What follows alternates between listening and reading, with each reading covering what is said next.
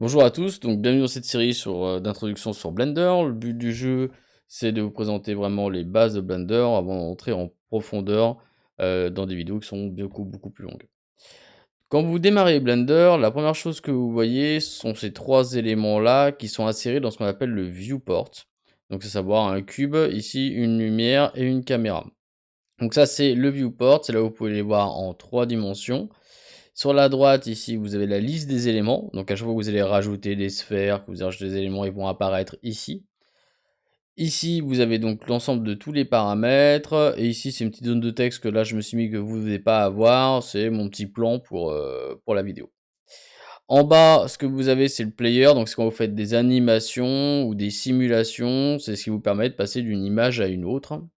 Et en haut, vous avez les différents onglets qui vont correspondre, si vous voulez, aux différents travaux qu'est capable, d'effectuer Blender.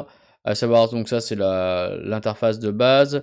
Vous avez l'interface de modeling, de sculpting, donc on verra un peu après ce que c'est, du editing, de texture, de shading, et cetera, et cetera. On les verra quasiment tous.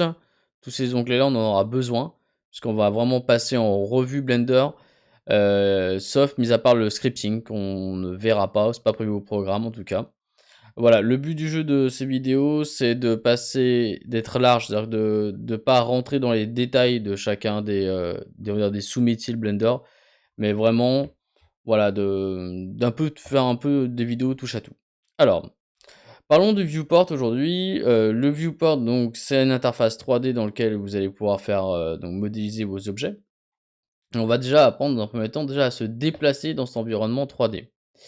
Donc cet environnement 3D, vous pouvez voir, il y a 3 axes, l'axe des Z, l'axe des X et l'axe des Y qui sont représentés ici. Et déjà, avec le bouton, donc ici vous pouvez suivre, je vous ai rajouté un petit plugin qui vous permet de suivre mes actions que je fais au clavier et à la souris. Ici, quand j'appuie sur la roulette, donc je ne vais pas rouler, j'appuie sur le bouton de la roulette et que je me déplace. En fait, ce que je vais faire, c'est que je vais tourner autour de mon origine qui est ici. Donc déjà, ça va permettre de me déplacer tranquillement. Maintenant, si je veux me déplacer à gauche ou droite ou en haut et en bas, je fais exactement la même chose, mais en maintenant la touche Shift appuyée.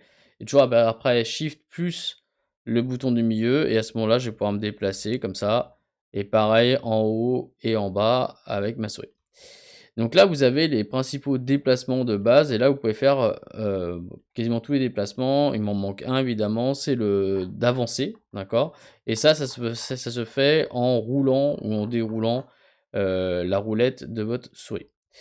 Donc voilà, vous avez tous les éléments de base et vous allez pouvoir vous déplacer maintenant joyeusement dans le viewport 3D.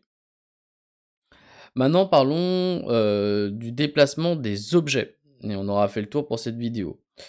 Quand vous prenez un objet, vous pouvez le déplacer simplement en le prenant avec la souris, mais en 3D, c'est très compliqué de mettre exactement un objet sur un autre ou à côté d'un autre dans cette vue-là. Ce que je vous conseille, c'est de déplacer un objet suivant un axe en particulier. Donc pour déplacer, le raccourci, c'est la touche G, donc vous pouvez voir l'ensemble des raccourcis qui sont ici. Ça aussi, c'est un autre plugin, d'accord, que j'ai activé qui vous permet de voir ça.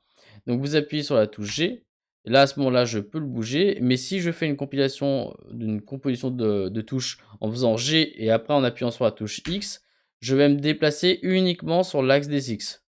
Si je fais G, Y, je pense que vous avez compris, c'est uniquement sur l'axe des Y, et je ne peux pas en déroger là, d'accord? Et si je fais, hop, G et Z, je vais me faire uniquement sur l'axe des Z. Donc, c'est beaucoup plus simple de bouger dans un axe puis un autre, plutôt que vouloir viser, comme ceci, en bougeant juste avec la projection 3D.